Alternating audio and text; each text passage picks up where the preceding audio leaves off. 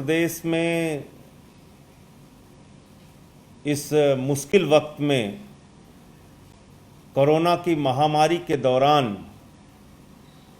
पंचायत के चुनाव हुए और उस पंचायत के चुनाव में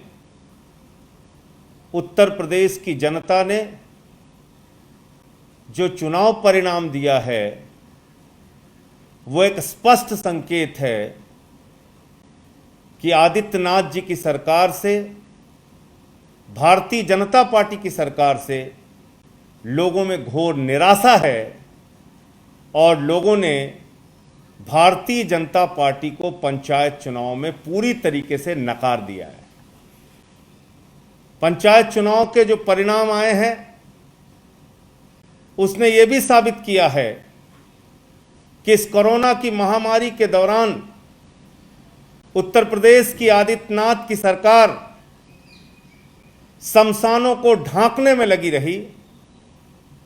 ऑक्सीजन बेड का इंतजाम नहीं किया, जांच का इंतजाम नहीं किया और शव जलाने के लिए भी लोगों को लंबी लंबी कतारें लगानी पड़ी। ऐसी मुश्किल घड़ी उत्तर प्रदेश के लोगों ने शायद कभी नहीं देखी होगी जो इस दौरान उनको देखनी पड़ी। इस चुनाव परिणाम में ये वक्त कोई जुलूस निकालने का नहीं है, जश्न मनाने का नहीं है, उत्सव मनाने का नहीं है। आम आदमी पार्टी के 83 जिला पंचायत के सदस्य जीते हैं, 83 जिला पंचायत के सदस्य इस चुनाव में जीते हैं। लगभग 300 के करीब प्रधान जीते हैं, 232 के करीब बीडीसी जीते हैं और पूरे उत्तर प्रदेश के इस चुनाव में 40 लाख मतदाताओं ने, लगभग 40 लाख मतदाताओं ने आम आदमी पार्टी को वोट दिया है। आम आदमी पार्टी के प्रति अपना विश्वास और भरोसा जताया है। मैं उत्तर प्रदेश की जनता के प्रति हृदय से आभारी हूं, उनको नमन करता हूं। उत्तर प्रदेश की जनता ने यह स्पष्ट किया है कि अब शमशान की राजनीति नहीं चाहिए, शमशान नहीं चाहिए, उत्तर प्रदेश में अस्पताल चाहिए, स्कूल चाहिए, मुफ्त बिजली चाहिए। दिल्ली का जो केजरीवाल मॉडल है, अरविंद केजरीवाल जी का जो मॉडल है दिल्ली का, जो सपना हमने यहां बुना और पूरा किया, मुफ्त बिजली का, मुफ्त पानी का, मुफ्त अस्पताल का, मुफ्त स्कूल का, चिकित्सा, शिक्षा, बिजली, पानी के बुनियादी मुद्दों पे जिस तरह से अनुकरणीय काम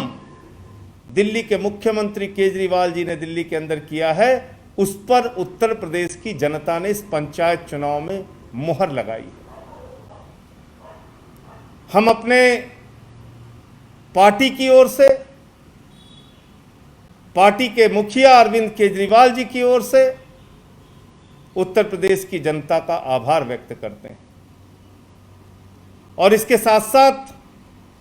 जो भी हमारे जीते हुए प्रत्याशी हैं, वो चाहे जिला पंचायत के हों, प्रधान के हों, बीडीसी के हों, इस महामारी के दौरान, इस आपदा के दौरान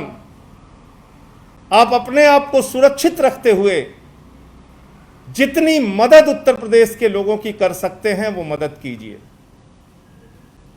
उत्तर प्रदेश में हम लोग जल्द ही लखनऊ के अंदर और कुछ बाकी जिलों में ऑटो एम्बुलेंस की सेवा भी शुरू करने जा रहे हैं कोरोना इस महामारी के दौरान, क्योंकि आज ये देखने को मिल रहा है कि अस्पतालों में पहुंचने भी लोगों को कठिनाइयों का सामना करना पड़ता है, घंटों घंटों इंतजार करना पड़ता है। उत्तर प्रदेश के इस कोरोना महामारी के दौरान ऐसी ऐसी तस्वीरें सामने आई जो आपके दिल को दहला देने वाली। बेटा पुलिस वालों के सामने गिड़गिड़ा रहा है, अपनी मां को बचाने के लिए ऑक्सीजन का सिलेंडर मांग रहा है, लेकिन पुलिस के लोग वो ऑक्सीजन सिलेंडर छीन के लेके चले जाते हैं। उत्तर प्रदेश के शमशानों में घंटों घंटे लोगों को इंतजार करना पड़ा लाशों को जलाने के लिए, अंतिम संस्कार करने के लिए। और उस पर भी कल माननीय उच्च न्यायालय इलाहाबाद ने, हाई कोर्ट इलाहाबाद ने टिप्पणी की और कहा साफ तौर पे कि ऑक्सीजन की कमी के बगैर जो मौतें उत्तर प्रदेश में हुई हैं वो किसी नरसंहार से कम नहीं, किसी जेनोसाइड से कम नहीं है। लेकिन अफसोस होता है कि हमारे प्रदेश के मुखिया, प्रदेश के मुख्यमंत्री आदरणीय आदित्यनाथ जी, उनको कहीं कुछ नहीं दिख रहा है। उनको चारों तरफ हरियाली दिख रही है। उन्होंने बयान दिया, बेशर्मी भरा बयान, और कहा कि उत्तर प्रदेश में ना के बराबर केसेस हैं, ऑक्सीजन की कमी नहीं है, बेड की कमी नहीं है, किसी चीज की कमी नहीं। प्रधानमंत्री जी के साथ मीटिंग करते हैं तो उसमें उत्तर प्रदेश की जनता के लिए ऑक्सीजन नहीं मांगते, उत्तर प्रदेश की जनता के लिए सुविधाएं नहीं मांगते, खुद कोई सुविधाएं दे नहीं पाते। लेकिन अगर बिक्की अग्रहरी जैसा व्यक्ति अपनी पत्नी का गहना बेचकर लोगों को ऑक्सीजन मुहैया कराता है तो उस पर मुकदमा लिखने का काम जरूर करते हैं। अगर रायबरेली के पत्रकार सच खबर दिखाते हैं ऑक्सीजन की कमी पे तो उन पर मुकदमा जरूर लिखते हैं। अगर लखनऊ के प्राइवेट हॉस्पिटल के लोग ऑक्सीजन की कमी पर गुहार लगाते हैं तो उन पर मुकदमा जरूर लिखते हैं। आदित्यनाथ जी, सत्ता का इतना अहंकार अच्छा नहीं है। सरकारें तो आती जाती रहती हैं, लेकिन जनता के प्रति आपका ये आपराधिक आचरण, ये न सिर्फ निंदनीय है बल्कि मैं ये कहूंगा कि ये हिटलर शाही से कम नहीं है कि इस बुरे वक्त में भी आप लोगों की मदद करने के बजाय, उनको ऑक्सीजन देने के बजाय उनको मुकदमा दे रहे हैं, उनको लाठियां दे रहे हैं, उनको एफआईआर दे रहे हैं। ये अपने आप में बहुत ही शर्मनाक और तकलीफदेह बात है। सुप्रीम कोर्ट ने कहा है, सुप्रीम कोर्ट की अदालत ने कहा साफ तौर पर कि अगर उत्तर प्रदेश में किसी के ऊपर ऑक्सीजन की कमी बताने पर मुकदमा लिखा गया तो इसको कंटेम्प्ट ऑफ कोर्ट मान के मुकदमा लिखने वाले पर कार्रवाई करेंगे। मैं माननीय सर्वोच्च न्यायालय से मांग करता हूं, अपील करता हूं कि आप उत्तर प्रदेश में जो मामले हुए हैं मुकदमे लिखने के, इसको संज्ञान में लें और उन अधिकारियों पर कार्रवाई करें। जहां तक दिल्ली का प्रश्न है, कल हाई कोर्ट ने टिप्पणी की कि केंद्र सरकार शुतुरमुर्ग की तरह अपना मुंह छिपा रही है, लेकिन दिल्ली को ऑक्सीजन मुहैया नहीं कराई जा रही है। 976 मैट्रिक टन की जो हमारी डिमांड है उसको नहीं पूरा किया जा रहा है। हाई कोर्ट से लताड़, सुप्रीम कोर्ट से लताड़, इलाहाबाद कोर्ट से लताड़, पटना की कोर्ट से लताड़, दिल्ली की कोर्ट से लताड़, कर्नाटक की कोर्ट से लताड़, चारों तरफ न्यायालयों में भारतीय जनता पार्टी की सरकार को केंद्र से लेकर राज्यों तक लताड़ लताड़ और लताड़ मिल रही है, लेकिन उनको कहीं से भी उनकी आंखें खोलने का काम नहीं कर रहे हैं। कुंभकर्ण की मुद्रा में आ चुकी है केंद्र सरकार, धृतराष्ट्र की मुद्रा में आ चुकी है केंद्र सरकार, और लोगों की मदद इस मुश्किल वक्त में नहीं कर रही है। तो मैं फिर से एक बार उत्तर प्रदेश के अपने कार्यकर्ताओं को, जिन्होंने पिछले कुछ महीनों में मुकदमे भी झेले,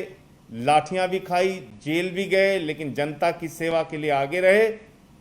पंचायत चुनावों में जनता का समर्थन भी मिला खूब जमकर, और अब हमारी जिम्मेदारी है कि जितने भी जीते हुए लोग हैं, हारे हुए लोग हैं, वो सब लोगों की सेवा में जुट जाएं। 83 जिला पंचायत के सदस्य, 300 के लगभग प्रधान, 232 बीडीसी और बहुत सारे स्थानों पर दूसरे, तीसरे, चौथे नंबर पर रहने वाले प्रत्याशियों को